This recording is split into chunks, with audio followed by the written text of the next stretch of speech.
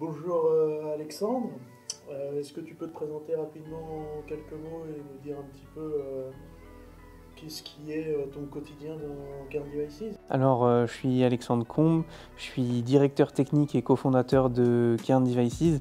Donc, comme mon titre le suggère, je m'occupe de l'ingénierie, principalement mécanique, puisque c'est Jonathan qui s'occupe de l'ingénierie électronique, avec Pablo, notre salarié. Et du coup, mon but, c'est de concevoir et d'amener ce qu'on conçoit jusqu'à la production. Le clavier Kern Mesaki et l'ordinateur portable modulaire Kern Mesa.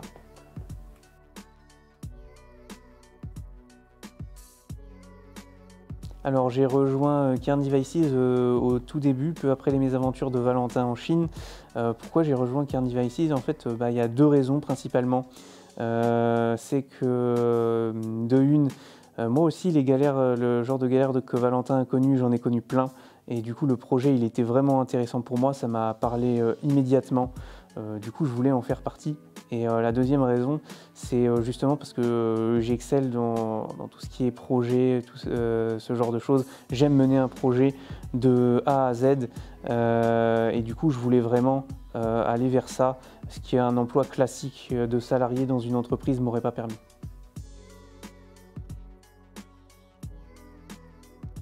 Alors actuellement je travaille sur la production du Kern Mesaki, donc la mise en production du Kern Mesaki, donc notre clavier modulaire. Et je m'occupe principalement en fait de ce qu'on appelle les keycaps. En fait, pour le commun des mortels, les touches de clavier. Parce qu'on a choisi un mode de production un peu particulier pour ces touches-là. Normalement, c'est un composant qui est fait en injection plastique. Et nous, on a décidé pour plusieurs raisons de l'imprimer en 3D. Et du coup, je m'occupe de faire en sorte que ça passe bien à l'impression 3D, de régler l'imprimante 3D pour qu'elle réussisse à imprimer ses touches, de régler les profils d'impression aussi dans ce but-là.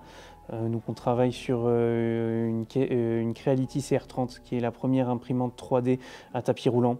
Et du coup c'est un peu dur à paramétrer déjà. C'est un tout nouveau type d'imprimante 3D. Du coup ça prend pas mal de temps mais à la fin ça donnera un très bon résultat.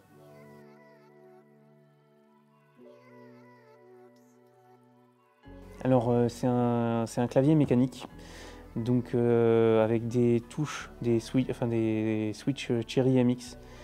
Normalement c'est le genre de switch qui sont utilisés que sur des claviers en fait, de PC de bureau, des vrais claviers, des blocs. Alors que là nous on a la possibilité en fait de pouvoir intégrer à terme notre clavier dans un ordinateur portable, puisque les switches sont pensés vraiment pour les dispositifs mobiles. Et du coup, on a, grâce à cette innovation de Cherry, la possibilité d'allier le confort et la mobilité. Ça change pas mal de choses sur la conception du clavier.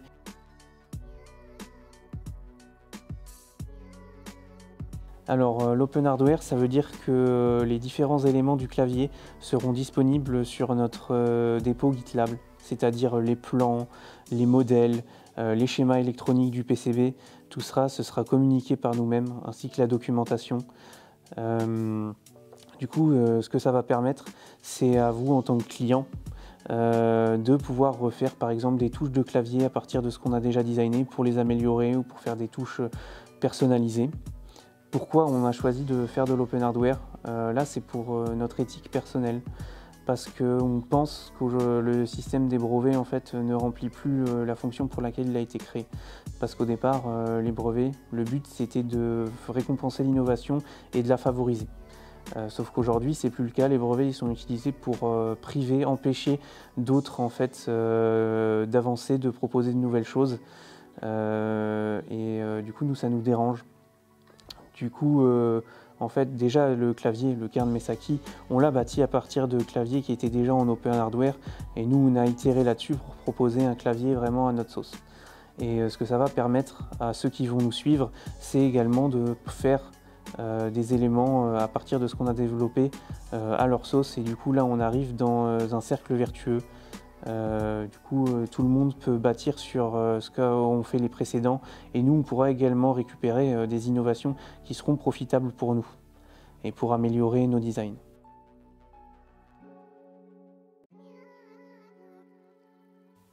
Oui, le Made in France, c'est un objectif.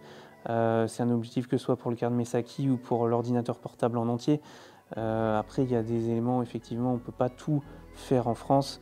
Il y a des composants sur le PCB qui sont importés d'Asie, mais en soi, le PCB est assemblé en Alsace.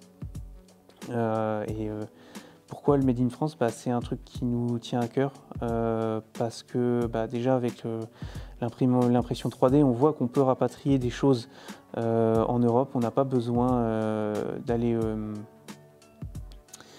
en Asie. Ça, c'est une première chose. L'impression 3D et d'autres machines de bureau, en fait, ça permet vraiment d'imaginer de pouvoir faire des micro-usines. Et en vrai, on fait déjà des micro-brasseries. Il y a plein de micro-brasseries à Strasbourg. Pourquoi pas une micro-usine à clavier? Et du coup, on essaie de s'en approcher. On pense que c'est faisable. Et les tests qu'on a déjà faits nous confortent dans cette voie.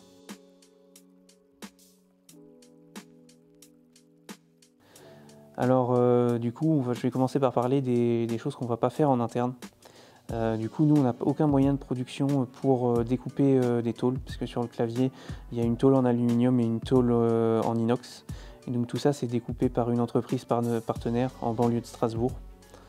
Le PCB, comme je disais, on ne le fait pas nous-mêmes également. C'est aussi fait par une entreprise en Alsace. Et pour ce qu'on va faire nous-mêmes, c'est de l'impression 3D.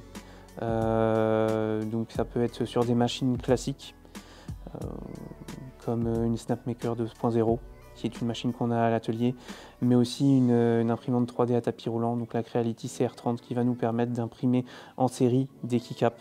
On a un objectif de 350 claviers, donc c'est facile d'imaginer que 35 000 keycaps, puisqu'il y a 100 touches par clavier, c'est pratique de pouvoir les faire en série avec un tapis roulant.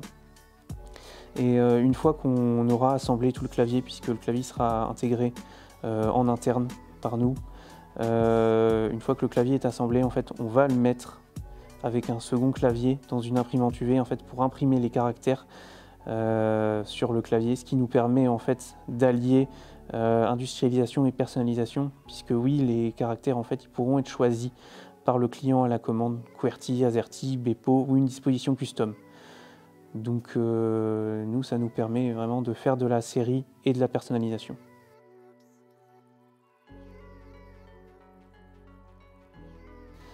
En fait, c'est beaucoup de discussions. On discute avec toute l'équipe pour ce qu'on veut, ce qu'on ne veut pas.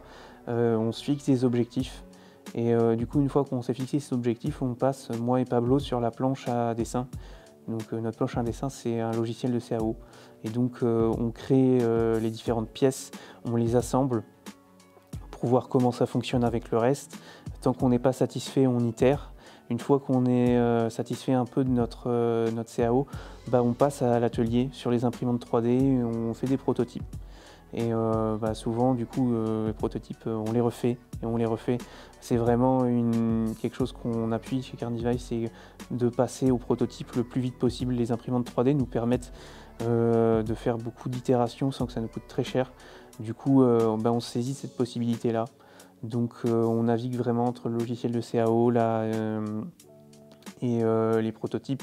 Une fois qu'on a des prototypes qui nous conviennent un peu et qui sont utilisés dans des assemblages, on essaie de les assembler. Et puis si ça ne fonctionne pas, on recommence le cycle CAO, impression 3D, assemblage. Et voilà un peu comment ça se déroule un cycle de conception.